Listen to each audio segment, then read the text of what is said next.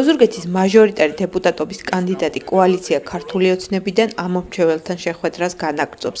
ამჯერად კანდიდატი ზვანის უბნის მაცხოვრებლებს შეხვდა. შეხვედრის დასაწყისში ზვიად კვაჭანდირაძემ კონკრეტულ უბანში ეგრეთ წოდებულ თავისუფალ მედიაზე ხელმისაწვდომობით დაინტერესდა. შემდეგ კი ზვანელებს იმ პროგრამის მოკლე მონახაზი გააცნო, რომელი პროგრამითაც კოალიცია ქართული ოცნება საპარლამენტო არჩევნებში გამარჯვებას გეკმავს, უფასო სამედიცინო მომსახურება, ჩაის ახორციელება, მოწესრიგებული ინფრასტრუქტურა და ოზურგეთი როგორც თვითმმართველი ქალაქი. დეპუტატობის კანდიდატმა ზვანის მოსახლეობასთან ეს მესიჯები გააჟღერა და ამომრჩეველს მხარდაჭერა სთხოვა.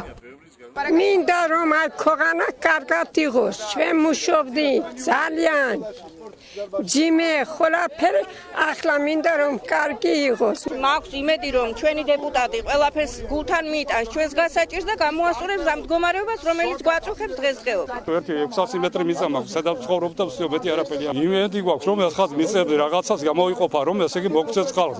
ერთმა კაცმა იყიდა, სხვა იმ შეერიგდება. ის ბევრი უკანონობა, რომელიც სუფევს თუნდაც ბუნებრივი რესურსებით სარგებლობის საკითხებში, მათ შორის საყანე მიწების და სასოფლო სამეურნეო მიწების და სავარგულებით სარგებლობის საკითხებში ეს მოსახლეობის ინტერესების შესაბამისად აუცილებლად უნდა იქნეს გადახედილი და უნდა იქნეს მიღებული სამართლიანი გადაწყვეტილებები.